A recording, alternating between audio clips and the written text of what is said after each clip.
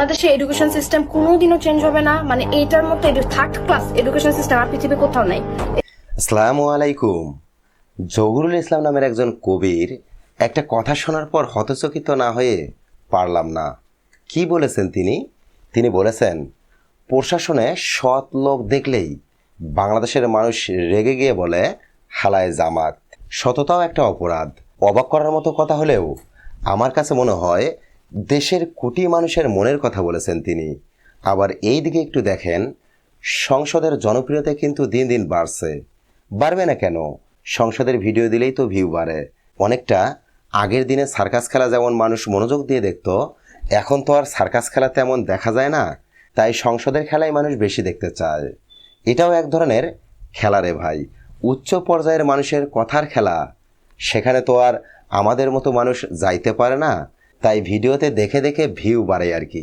সংসদ সদস্য শফিকুল ইসলাম মাসুদ বলেছেন, ভাই তেল পাম্পে তেল পাবেন কি করে? তেল তো সব নিয়ে এসে জমা হয়েছে সংসদে। বক্তৃতা দিতে দেওয়া হয় 7 মিনিট, এই 7 মিনিটের 6 মিনিট 59 সেকেন্ড শুধু তেল বিতরণ করে। তেল বিতরণ যখন শেষ হয়ে যায় তারপর বলে, মাননীয় স্পিকার, আমার এলাকার কথা বলার জন্য 2 মিনিট সময় চাই। তো তেল বিতরণ যদি সংসদে চলে, আপনি পেট্রোল পাম্পে তেল পাবেন কি করে? তেল তো চলে গেছে সব সংসদে। ভিডিওটি একটু দেখুন। আমি বলতেছিলাম যে ভাই তেল পাম্পে পাবেন কি করে? তেল তো সব নিয়ে এসে জমা করা হয়েছে সংসদে। বক্তৃতা দেওয়া হয় 7 মিনিটে, 7 মিনিটের বক্তৃতায় 6 মিনিট 59 সেকেন্ড শুধু তেল বিতরণ চলে। 1 সেকেন্ড এলাকার কথা বলার টাইম পায় না। তেল বিতরণ যখন শেষ হয়ে যায় তারপরে বলে, মাননীয় স্পিকার, আমার এলাকার কথা বলার জন্য 2 মিনিট সময় চাই।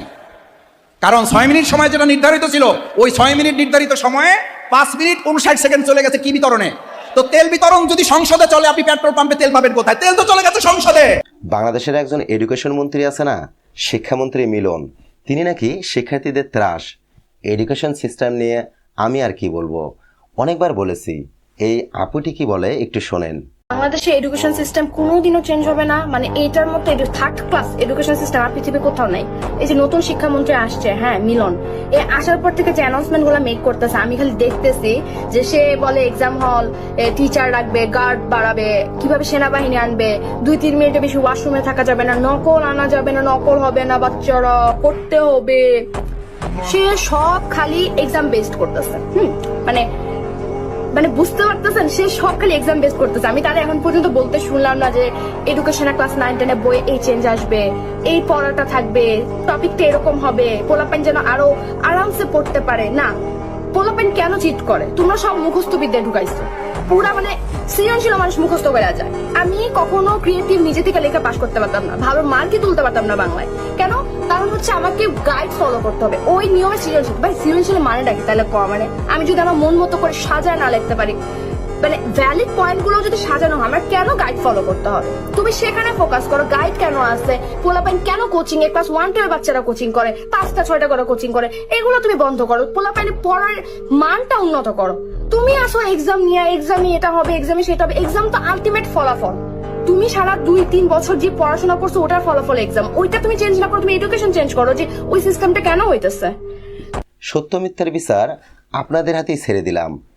এখন আবার সোশ্যাল মিডিয়ার কল্যাণে বিএনপির অনেক নেতাকেই দেখতেছি নিজেই নিজের গালে জুতা মারছে।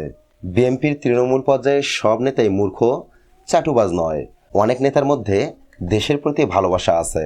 দেখেন কি বলছে এই বিএনপি নেতা। এই যে জুতা, এই জুতা দিয়ে 2 গালে 2টাকে বাড়ি দিয়ে নিজের গালে নিজের জুতা দিয়ে বাড়ি দিলাম। 3 তারিখ এপ্রিলের, এখন বাজে সম্ভবত 4টে। শিলমারি ইউনিয়ন, রাজশাহী জেলা পুঠিয়া উপজেলা শিলমারি ইউনিয়নের চেয়ারম্যান সাজ্জাদ হোসেন মুকুল সাহেব, যা 5-7টা মামলার আসামি, এতদিন বাড়িতে ছিল না, আজকে এখন বাড়িতে অবস্থান করতেছে। পুলিশকে জানাইছি, এলাকার নেতা খেতা যেগুলো মানে এমপির সাথে বড় পাওয়ার নিয়ে ঘুরে, এগুলোর জানাইছি। সবাই দেখতেছি মামা, দেখতেছি ভাই, দেখতেছি এই সেই ব্যাপার সেপার সবকিছু মিলা টোটাল বাদ দিয়ে তার স্থানীয় যে বিএনপি গুলো আছে সাধনপুরের, এই বিএনপি গুলো নাকি জানানো হয়েছে। এখনো পর্যন্ত তারা কোনো পদক্ষেপ নিতে পারেনি। এখন কথা হচ্ছে নিজের গালে নিজের জুতা দিয়ে বাইরে না ছাড়া এখন কোনো পথ দেখতে। গত বেশ কয়েকদিন ধরেই প্রধানমন্ত্রীকে নিয়ে হাসনাত আবদুল্লাহর একটি বক্তব্য সোশ্যাল মিডিয়ায় বেশ ভাইরাল হয়েছে। প্রধানমন্ত্রীকে যে এভাবেও বাস দেয়া যায়, তার ভিডিওটা না দেখলে কখনোই বুঝতাম না। আমি নিশ্চিত আপনিও হতভম্ব হয়ে যাবেন।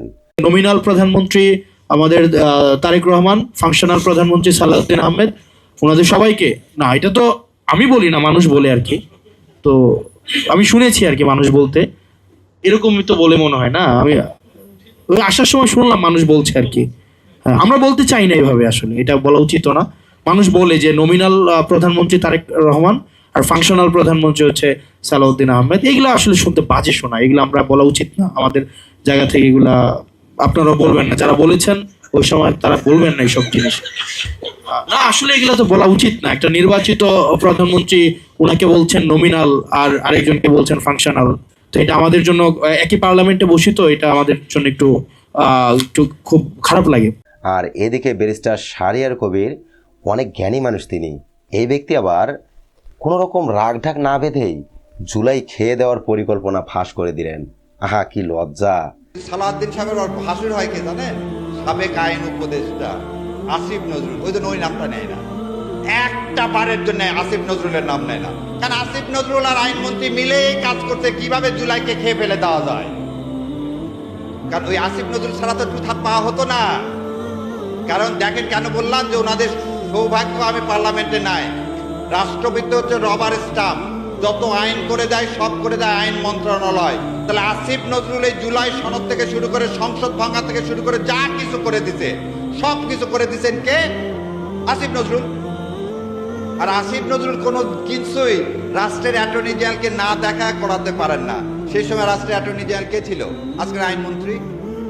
আইনমন্ত্রী সাহেব ওই জন্যে একটা বারের জন্য আসিফ নজরুলের নাম নেয় না, কারণ আসিফ নজরুল আর আইনমন্ত্রী মিলে কাজ করছে কিভাবে জুলাইকে খেয়ে ফেলে দেওয়া যায়। ভিডিওটি শেষ করব, তবে ভোটের আগে বলা একটা কথা আবারও আপনাদেরকে মনে করিয়ে দিতে চাই। সংস্কারবিহীন নির্বাচন, গণতন্ত্র যাবে নির্বাসন। সংস্কারবিহীন নির্বাচন, স্বৈরতন্ত্রের পুনর্বাসন। আসসালামু আলাইকুম।